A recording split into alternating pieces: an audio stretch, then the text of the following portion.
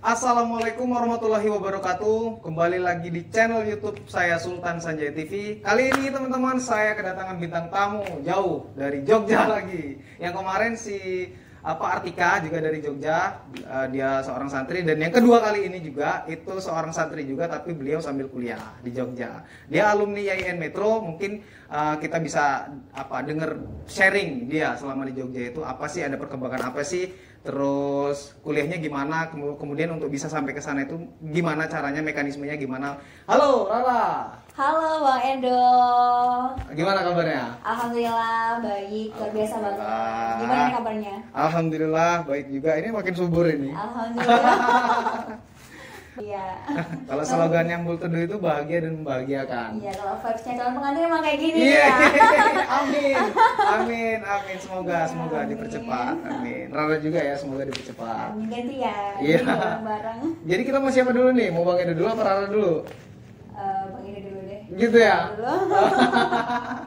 Kan senior duluan nggak apa-apa ya. Iya. Nanti kalau Rara duluan, Rara ngelangkahin nanti. Ada Iya, peran bener. pelangkahnya nanti. Nah, itu makanya. Jadi Rara ini temennya temenku, kok temennya sih? Sepupu ya? Iya. Sepupunya temenku kuliah, Wahda namanya, hari ini dia jadi pengacara. Dia nggak pernah cerita kalau punya sepupu Rara gitu. Sebenarnya sama Rara udah kenal lama ya. Iya. Di organisasi gitu.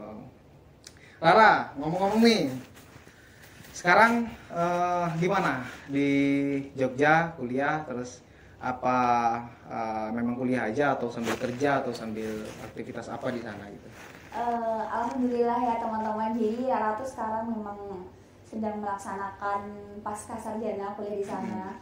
Tapi kalau di sana ini gini Bang, jadi ada pasca sarjana, ada yang di fakultas sebutnya magister sesuai dengan jurusannya masing-masing. Nah, kalau Rara kan di dakwah nih, jadi magister komunikasi dan penyiaran Islam gitu. Nanti ada lagi teman-teman yang khusus di pasca. Jadi agak berbeda penyebutannya gitu. Kalau gitu. kayak kita di IAIN kan semua disebutnya pasca sarjana ya. Gitu. Itu satu hal unik juga sih dari kampus UIN Jogja yang saya temuin gitu.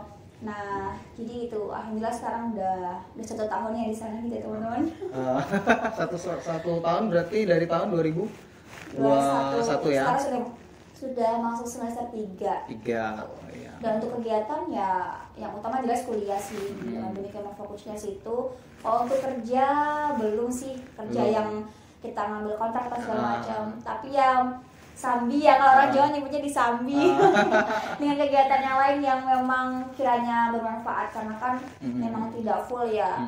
24/7 itu kita full tidak. Jadi kayak Rara setiap sore alhamdulillah bisa ngajar di diniyah di sana. Gue mantap, ngajar diniyah, kuliah. TPA tapi nyebutnya gitu ya. Memang berbeda. Itu hal unik juga nih saya tak temuin di Jogja. Kalau kita kan di sini TPA mungkin kayak ngaji biasa, pulang pergi. Kalau di sana kayak apa ya, untuk selama Rara ngajar TPA di sini pernah juga ya, itu tidak di SK-kan gitu. Kalau di sana harus saja di SK-kan gitu Bang. Jadi yang memberikan SK siapa? Jadi kalau Rara kan di Kecamatan Depok. Jadi pihak yang Kementerian Agamanya terus menuju ke bawah-bawahnya itu memang setiap dini yang sudah ini di SK-kan. Di SK-kan ya. Jadi pengajar itu nggak sembarang ya. Ya benar. Sudah yang bersertifikasi baru bisa mengajar di sana. Ya, betul. Itu unik juga sih menurutku. Tapi domisili di luar juga nggak apa-apa, maksudnya bukan domisili Jogja gitu, nggak apa-apa. Dari mana pun bisa ya. Setiap tahun ini kan di upgrade terus. Oh gitu. Nah untuk hal lain mungkin apa ya teman-teman, kayak orang di sini kalau kerja freelance gitu Bang ya. Belum kerja sih ya teman-teman, jadi belum tahu istilah-istilah banyak. Kayak intinya tadi sana sambil karena yang basicnya dari komunikasi dan penyiaran Islam, alhamdulillah sama teman diajak untuk join di beberapa event. Kalau kita masuk di event organizer gitu Bang.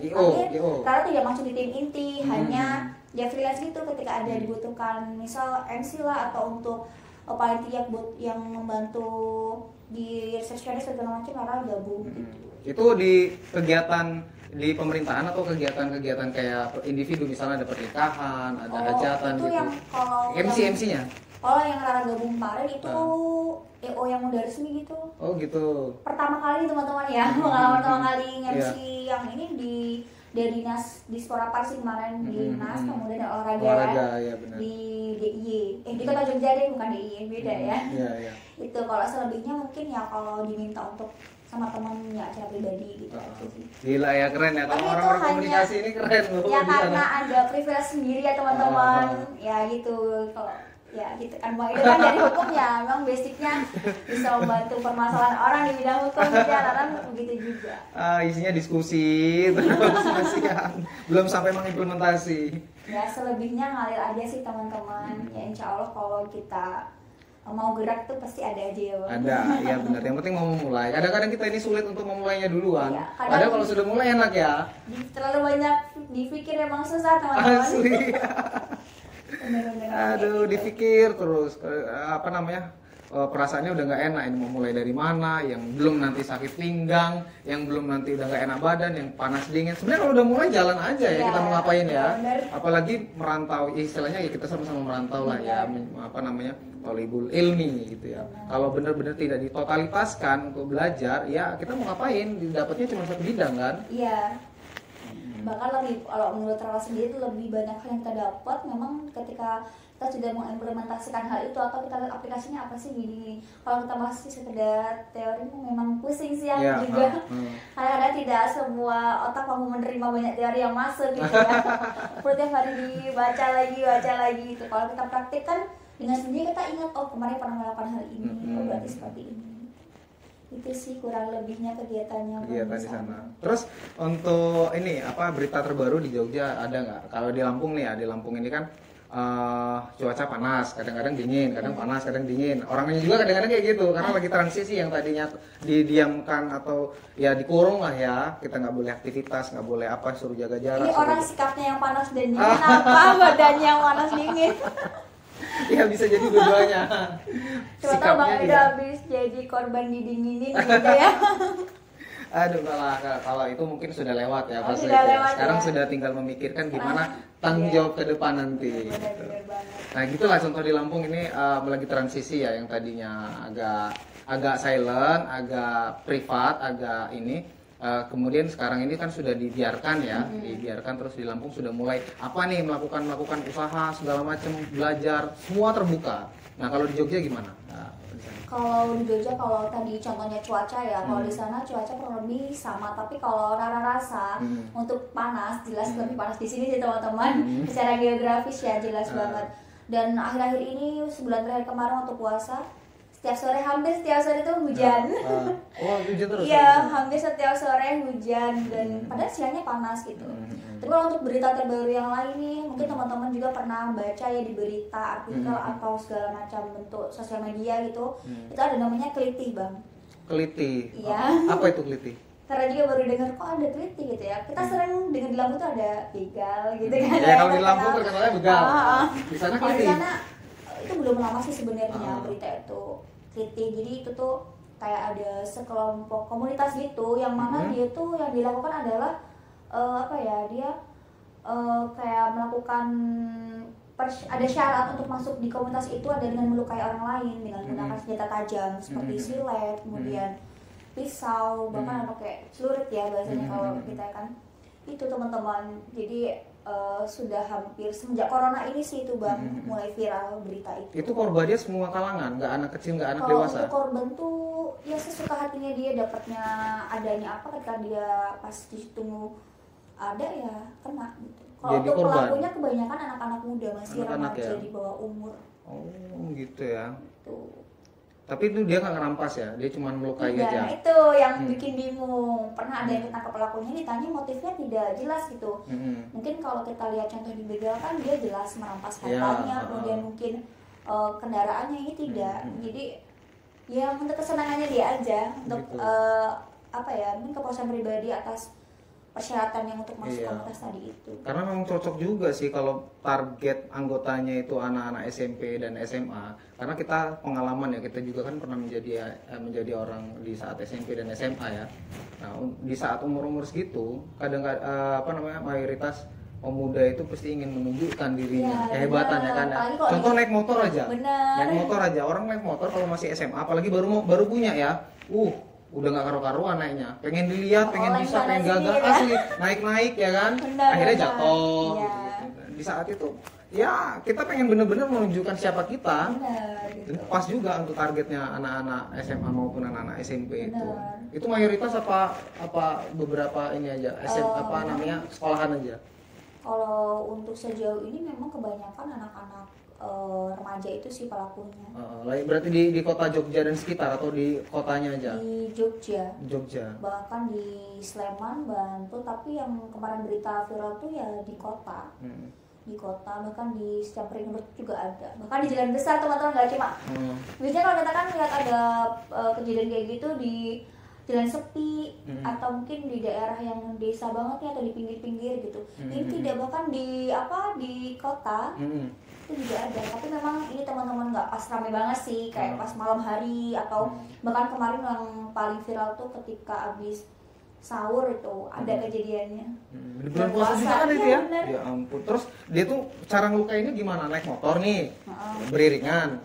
Habis itu Ya kayak pelakunya halnya orang, langsung nyilet kayak gitu. halnya orang begal gitu. Jadi ya dia langsung Nyiletnya nyilet tangan atau muka atau leher atau apa sesuka biasanya? hati mereka sih. Sukanya. Nggak tahu kenapa.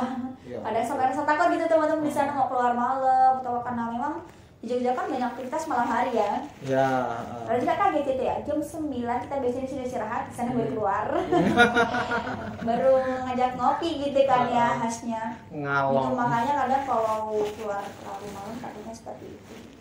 Ya semoga aja habis lebaran ini makin membaik sih, tidak seperti itu terus. Terus gimana penanganan dari polisi, dari ini aparat yang di sana itu? Maksudnya sudah menyikapi belum? Kalau sekarang sih sudah ada tindakan sih. Sudah ya? Beberapa sudah ada yang tertangkap, tinggal mungkin kelanjutannya aja sih. Tapi belum ketahuan gerbongnya apa Belum, ininya? belum, Sarangnya belum ya? belum, masih beberapa ini aja. Ya semoga aja kita doain teman-teman cepat terselesaikan. Iya. Karena gila bahaya banget itu kekerasan. Lagi bagi kita yang pendatang tuh ya takut kan. Iya. Baru merantau jauh gitu ada hal kayak gitu. Walaupun sebenarnya kejahatan ya nggak bisa kita hindarin ya. Maksudnya bukan nggak bisa dihindarin, tapi nggak bisa kita tebak kapan Iya. dan di mananya. Dan gitu. di mananya nggak bisa, iya benar. Jadi harus benar-benar hati-hati ya untuk orang-orang yang baru datang ke sana. Iya. Ya harus benar-benar safety lah.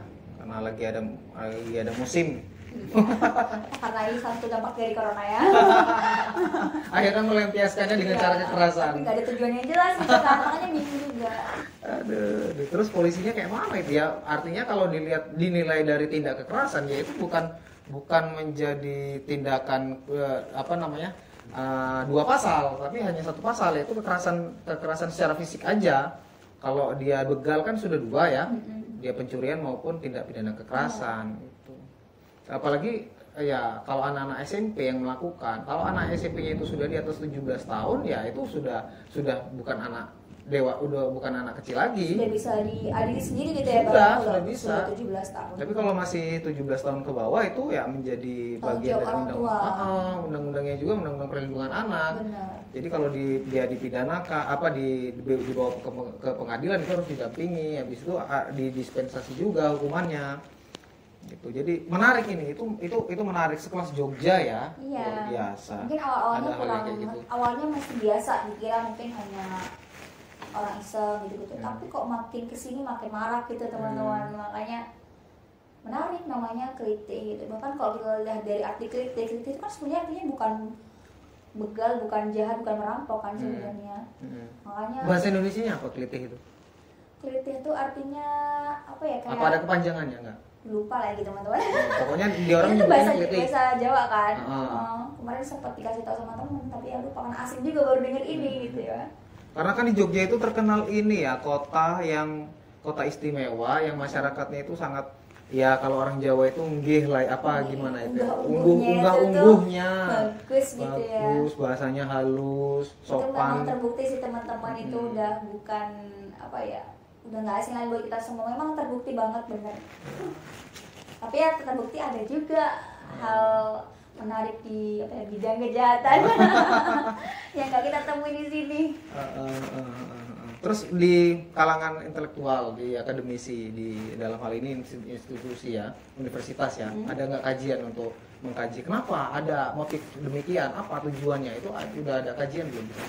Kalau Biasanya kalau di Jogja kan responnya cepat ini yang ada. Iya, kalau untuk hal ini jelas banyak sih teman-teman ya, khususnya untuk perguruan tinggi, karena itu kan terkait dengan anak didik juga ya, pelaku bahkan juga korban ada yang dari kalangan intelektual muda gitu. Itu khususnya perhatian dari para intelektual juga membahas gitu kan, bagaimana sih hal itu bisa terjadi gitu, terus faktor apa aja gitu. Tapi sejauh ini apa namanya, untuk ranah pribadi ya sama teman-teman yang di situ, kita masih sebatas diskusi sih, karena kan memang ini kasus belum tuntas gitu kan. Jadi kalau untuk apa ya, mungkin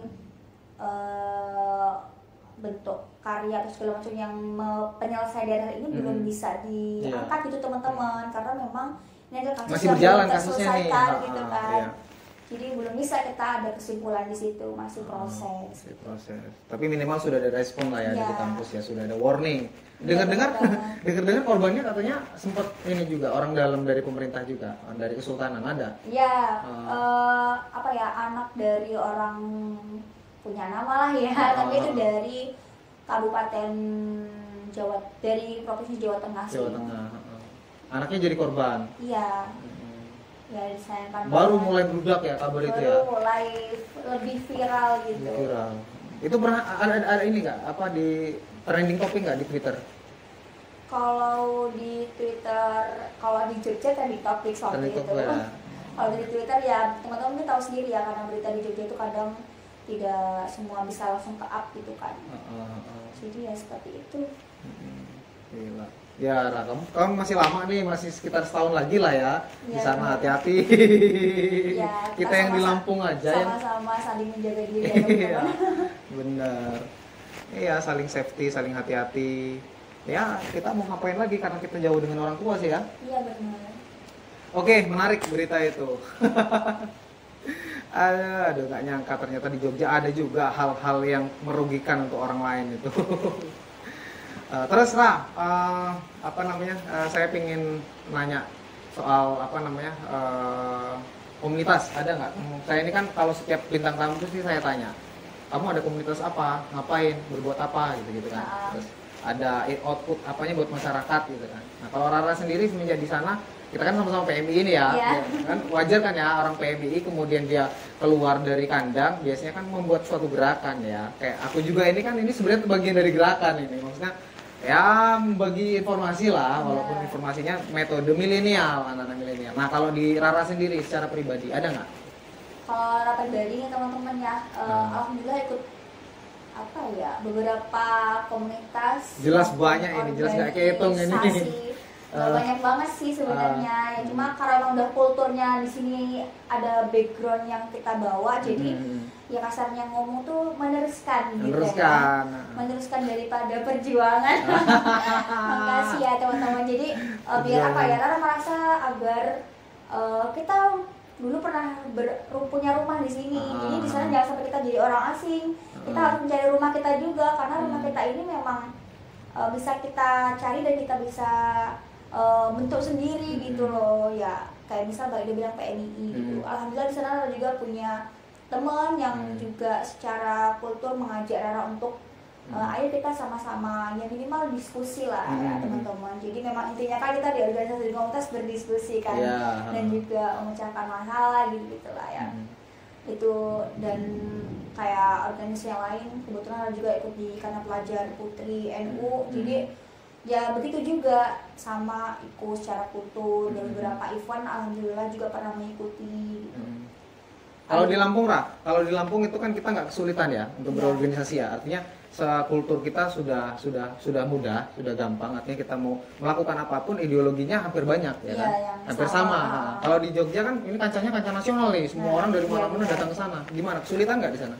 Nah itu sih teman-teman ya istimewanya di situ. Jadi nilai keberagaman di sana tuh jauh lebih luar biasa sih. Memang benar yang Mbak Edo bilang. Jadi karena saking banyaknya orang yang dari berbagai macam latar belakang, jadi memang banyak banget teman-teman, bukan hanya satu background yang kita bawa tadi itu yang ada.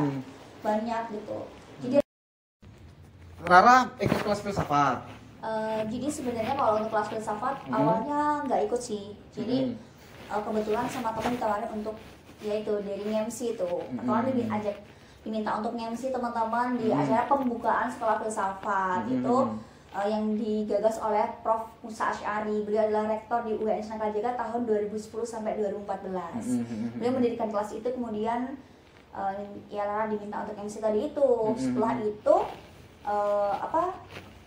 diajak untuk gabung ke tim langsung gitu. Rara awalnya bilang kan untuk masa tim nggak ada basic filsafatnya gimana gitu kan, sedangkan aku filsafat yang masih paling tahunya ya masih epistemologi gitu filsafat umum lah ya, dasar-dasar kan namanya di anak komunikasi kan belajarnya masih pengantar gitu kan Bang. Jadi nggak apa-apa Ra, nanti belajar gitu karena merasa di situ circle-nya bagus ya untuk perkembangan kita untuk berpikir diskusi segala macam, akhirnya oke Ra terima gitu. Hingga akhirnya itulah ikut kelas itu. Di situ ada ini nggak Pak siapa yang terkenal di ini Pak Jogja? Faiz. Fordin Ya Faiz. benar banget teman-teman. Ya? Beliau adalah salah satu guru yang mengajar di sekolah filsafat. Oh gitu ya. Berarti sudah besar ya sekolah filsafat di sana itu ya? Sebenarnya kalau sekolah filsafat di sana banyak sih Bang sebenarnya. Banyak. Cuma milik Prof Musa ini memang belum lama, masih 2 batch, mau batch 3 ini teman-teman. Yang diberuntungkan adalah Prof Musa ini punya relasi dan kolega yang begitu banyak dan luar biasa. Jadi yang ngisi itu adalah orang-orang wow sih menurut Rara juga. Ya contoh kayak Pak Fordin Faiz, ada. Itu apa ininya? Gimana mekanisme belajarnya gimana dalam kalau dia yang bukan kelas ya? Maksudnya bukan kalau misalnya kelas kan dia 1 bulan atau 1 apa? Jadi untuk kelas ini teman-teman ada 8 pertemuan Bang. 8 pertemuan. Jadi ya registrasi sekian, kemudian ikut 8 pertemuan aja. Itu kayak kelas biasa lah 2 jam kelas. Kemudian setelah kelas selesai para anggotanya diminta untuk meresum hasil daripada kelas hari itu. Yang mana setiap pertemuan. Iya, setelah pertemuan. Yang mana hasil resum itu nanti akan di-review kemudian diedit kembali untuk dijadikan sebuah antologi. Oh, gitu. Gitu. Ya. Kalau di sini tuh kayak di Klasika ya. Pernah dengar nggak Klasika? Iya, Nah, itu kan sampai 40 hari kalau nggak salah. Kalau ada macam-macam sih, ada yang dia kelas kalau nggak salah sih ada yang kelas 1 minggu, ada yang 10 hari, ada yang sampai 40 hari gitu. Nah itu berjalan 1 tahun berapa kali gitu kan? Ya, benar. Nah kalau di sana 8 pertemuan ya. Dalam seminggu tuh berapa ini pertemuan? 1 pertemuan. 1 pertemuan. Batch yang lalu kita setiap hari Minggu. Berarti selama 2 bulan 8 pertemuan itu. Iya benar banget. Jadi ya itu. Jadi kebanyakan yang gabung di sekolah ini adalah para kalangan dosen teman-teman, minimal S2 dan S3 itu kebanyakan kayak gitu Bang, karena memang ya karir pribadi yang kemarin baru S1 dan sekarang baru menjelang S2 ini benar-benar kesulitan kalau kita tidak ada background filsafat itu teman-teman. Untuk para dosen ini pun yang ikut ya mereka udah punya kebutuhan pribadi, kayak misalkan nanti kita dapat sertifikat non akademik gitu Bang. Makanya itu penting juga nggak sih di sana? Sertifikat itu? Kalau menurut pemahaman Rara yang sudah dikasih tahu dengan oleh beliau-beliau itu ya penting untuk menunjang aja sih. Ibarat gitu. kayak kita skripsi itu kayak pendamping jasa. Pendamping jasa. Gitu sih teman-teman. Jadi untuk menunjang karir kita aja. Misal Rara udah selesai dapat gitu. Buat lamar kerja contoh. Ya, jadi dosen gitu ini ya. Rara ada background filsafat berarti walaupun tidak secara akademik linier gitu. Itu sih teman-teman. Jadi ya lumayan luar biasa.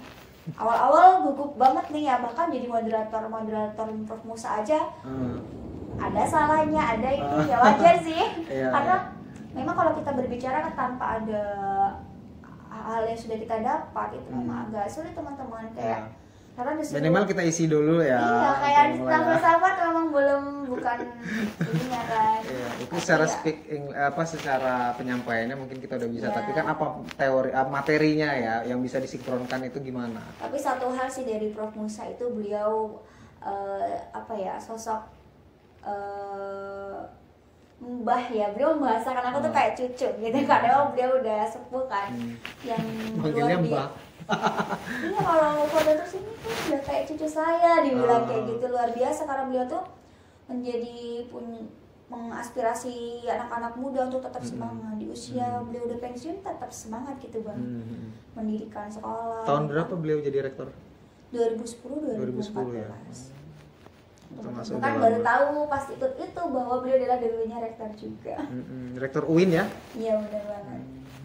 Gitu deh. Gila. Oke, keren banget Ra. Makasih banyak ini Ra ya, pengalamannya, sharingnya. Semoga teman-teman yang dengar, ya walaupun nggak banyak sih ya, kita juga baru mulai. Ya, Minimal jadi pengetahuan baru, kemudian jadi referensi ketika nanti di Jogja itu saya harus ngapain gitu. Ada gambaran-gambaran, ada kelas filsafat, ada kelas apa namanya ke bidang keagamaan, ada bidang-bidang sosial, yang lainnya banyak sudah. Komunitas maupun organisasi yang bisa teman-teman ikutin juga. Iya, gitu. benar banget. Benar banget. Rara, boleh dicantumin IG-nya apa, sebutin nanti kita tulis di situ. Oke, Yang pengen tahu lebih dalam tentang Rara. Oke, terima kasih teman-teman sudah dengerin ya sharing Ya. kita. Mungkin kalau teman-teman sudah banyak searching juga tentang Jogja itu emang luar biasa banget teman-teman. Dan mungkin kita bisa saling discuss juga tentang bagaimana uniknya Jogja khususnya di ranah intelektual ya. Kita juga masih sama-sama belajar. Jadi bisa nanti kita saling cerita ataupun sharing juga. Jadi untuk apa ini? IG-nya aja ya. Jadi IG-nya di Michael Nirafida, @Michael Nirafida, teman-teman bisa cari. Oke.